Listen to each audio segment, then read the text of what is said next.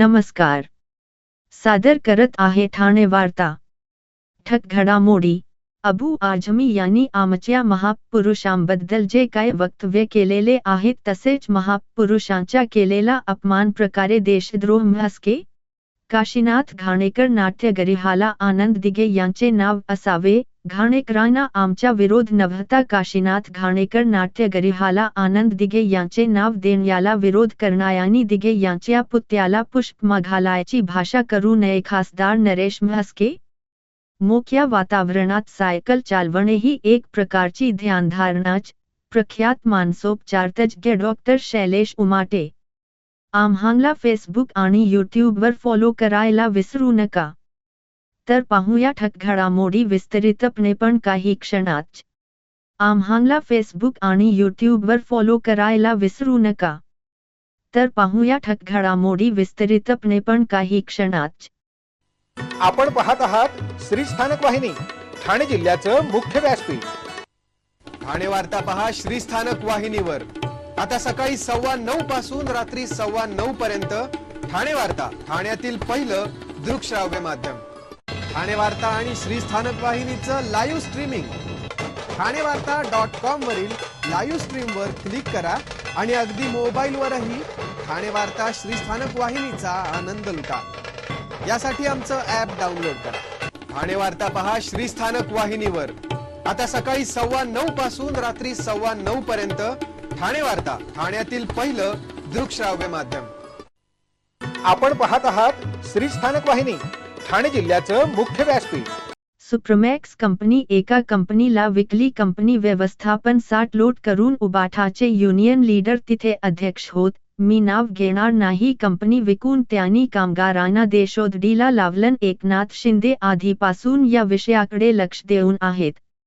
गणपती, दिवाळीला त्यांनी वैयक्तिक मदत केली आहे. उद्या 3 वाजता मंत्रालयात बैठक घेणार आहे. कामगारांना त्यांच्या मागण्या मागायचा अधिकार आहे. कोर्टात ही केस आहे. हे सर्व वाटोळे युनियनने केल. महाभारतात धृतराष्ट्र यांच्या जोडीला संजय नावाची व्यक्ती होती आणि त्यांना दिव्यदृष्टी होती. संजय यांना जर स्वतःला संजय समजत असतील तर त्यांनी जनतेच्या मनात काय आहे, स्वतःची दृष्टी काय आहे हे न विचार करता जनतेच्या मनात काय आहे याचा विचार करा. त्यांना स्वप्नातही एकनाथ शिंदे दिसतात. ते संजय वेगळे होते आणि हे संजय गांजा आणि हातभट्टीच्या नशेमध्ये असणारे आहेत. सकाळी रात्रीची उतरली नसेल म्हणून बोलले असतील. ज्यांनी उद्धव ठाकरे आणि त्यांच्या नेतृत्वाखाली जो पक्ष आहे शिल्लक सेना ही सोनिया गांधींकडे गहाण ठेवला आहे. जो बाळासाहेबांचा हिंदुत्ववादी पक्ष सोनिया गांधींकडे गहाण ठेवलं होतं तो एकनाथ शिंदे यांनी सोडवलं. दिवसभर अमित शाह मोदी यांच्यावर टीका करत असतात. स्वप्नी दिसे ते सकाळी गांजाच्या नशेत बोले अशी संजय राऊत यांची अवस्था आहे. सावरकर यांची शपथ घेणाऱ्यांना मला एक सांगायचं आहे. ज्या स्वकारांबद्दल ज्यांनी अपशब्द वापरले त्या राहुल गांधी यांचे कपडे धुण्याचे काम तुम्ही करत आहात. त्यांच्या उंबरठ्यावर जाऊन मला भेट देता का म्हणून तुमचे नेते वाट पाहत असतात. तुम्ही राहुल गांधींचे कपडे धुत बसा. आम्हाला शहाणपण शिकवू नका. उद्धव ठाकरे यांच्यावर आम्ही टीका केली नाही. शिवसेना संपवण्याचं आणि हिंदुत्व संपवण्याचं काम ज्यांनी केलं ते उद्धव ठाकरे त्यांच्या सोबत तेव्हा आम्ही होतो. तेव्हा त्यांनी केलेलं पाप आम्हाला धुवायला जावं लागलं असं शिंदे यांनी वक्तव्य केलं. संजय राऊत यांनी आधी माहिती घ्यावी. ज्या संजय राऊत यांच्यामुळे लोकप्रभामध्ये दिघे यांची मुलाखत छापली होती त्यामुळे आनंद दिघे यांना टाळा लागला. त्यांनी दिघे यांना हार घालायची भाषा करू नये. काशीनाथ घाणेकर नाट्यगृहाला आनंद दिघे यांचे नाव असावे अशी मागणी होती. घाणेकरांना आमचा विरोध नव्हता. काशीनाथ घाणेकर नाट्यगृहाला आनंद दिघे यांचे नाव देण्याला विरोध करणाऱ्यांनी दिघे यांच्या पुतळ्याला पुष्पमाळ घालायची भाषा करू नये. आज त्यांची अवस्था बिकट आहे. त्यांच्याकडचे नगरसेवक पक्ष सोडून जात आहेत. ठाण्यात 100 ते 150 माणसं बसतील एवढ्याच हॉलमध्ये त्यांना मेळावा घ्यावा लागत आहे. लोकसभेला त्यांनी आवाहन केलं होतं. दिघे यांचा खरा शिष्य कोण हे ठाण्यातील जनतेने दाखवून दिलं आहे. विधानसभेला दाखवून दिले आहे की ठाण्यातील जनता एकनाथ शिंदे यांच्या मागे आहे आपण कोण आहात? आपली पात्रता आणि योग्यता लोकसभा आणि विधानसभेले दाखवून दिली आहे. 1-2 नगरसेवक आहेत ते पण सोडून जात आहेत. जे बैठक लावत आहेत ते कुठे असतील तेही पहा. कोण? करुणा मुंडे. मी ओळखत नाही धनंजय मुंडे आणि त्या ठिकाणच्या नेत्यांना विचारलं तर ठीक होईल. मी काही आरोपपत्र वाचलं नाही. आरोपीवर कारवाई होईल. ठाणे महापालिकेने कचरा संकलन आणि वाहतुकीसाठी तब्बल 2700 कोटी रुपयांचे टेंडर 10 वर्षांसाठी काढले आहे. याबाबत ठाणे काँग्रेसचे अध्यक्ष विक्रांत चव्हाण यांनी महापालिका आयुक्त सौरभ राव यांची भेट घेत महापालिकेने मंजूर आकृतिबंध आस्थापनेच्या घनकचरा निर्मूलन व्यवस्थापनासाठी रिक्त असलेल्या पदांवर टेक्निकल नॉलेज असलेले अधिकारी घेतले पाहिजे. तसेच भविष्यात ठाणे शहराची लोकसंख्या मोठ्या प्रमाणावर वाढणार असल्याने घनकचऱ्यामध्ये देखील वाढत्या लोकसंख्येच्या अनुषंगाने वाढ होणार आहे. त्यामुळे 2700 कोटीची ही रक्कम कोणत्या आधारे काढली? तसेच या निविदेवरती सल्लागार म्हणून नेमणूक केलेल्या व्यक्तीचे सुमित फॅसिलिटीज आणि जेव्ही एन्व्हायरो या दोन्ही कंपन्यांशी आर्थिक हितसंबंध आहेत. या दोन्ही कंपन्यांना जेव्हीमध्ये बसाव्यात त्यानुसार सल्लागार यांनी निविदेच्या अटी शर्ती ठेवलेल्या आहेत. कचरा निर्मूलनासह कचऱ्यावरती प्रक्रिया करून त्यापासून खत निर्मिती करणाऱ्या Thane clean environment private limited कंपनीचे 25 कोटीची थकबाकी ठाणे महानगरपालिका अद्याप देऊ शकलेली नाही. यासह अनेक त्रुटी महापालिका आयुक्त सौरभ राव यांना निदर्शनास आणून दिल्या आहेत.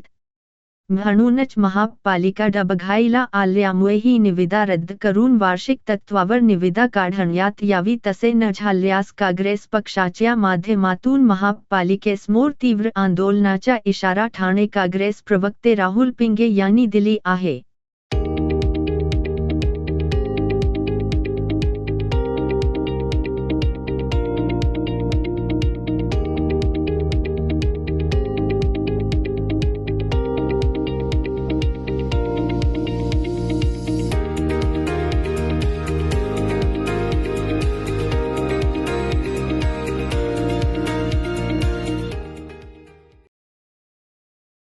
कल्याण डोंबिवली स्मार्ट सिटी प्रकल्पांतर्गत कल्याण रेल्वे स्टेशन आणि एसटी स्थळ परिसरातील पुनर्विकासाचे काम प्रगतीपथावर आहे.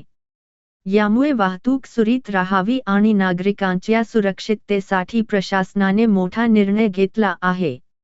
आजपासून नेताजी सुभाषचंद्र बोस चौक ते कल्याण रेल्वे स्थानक आणि एसटी स्थळ दरम्यान सर्व प्रकारची जड वाहने आणि सरकारी तसेच खाजगी बसेस यांना प्रवेश बंद करण्यात आली आहे. हे निर्बंध 3 फेब्रुवारी 2025 पासून लागू होणार आहेत. स्मार्ट सिटी प्रकल्पांतर्गत फ्लायओव्हरचे काम पूर्ण होईपर्यंत हे निर्बंध कायम राहतील. पोलीस, रुग्णवाहिका, फायर ब्रिगेड आणि अत्यावश्यक सेवांना सूट दिली जाईल. औरंगजेब हा उत्तम प्रशासक होता असं अबू आझमी यांनी आज म्हटलं. त्यांच्या या वक्तव्याने नवा वाद निर्माण होण्याची शक्यता आहे. औरंगजेब याचे अबू आझमी यांनी कौतुक करत औरंगजेब क्रूर शासक नव्हता.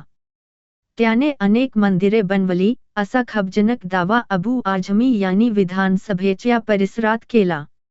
आमच्या महापुरुषांबद्दल जे काय वक्तव्य केलेले आहे तसेच महापुरुषांचा अपमान केलेला आहे.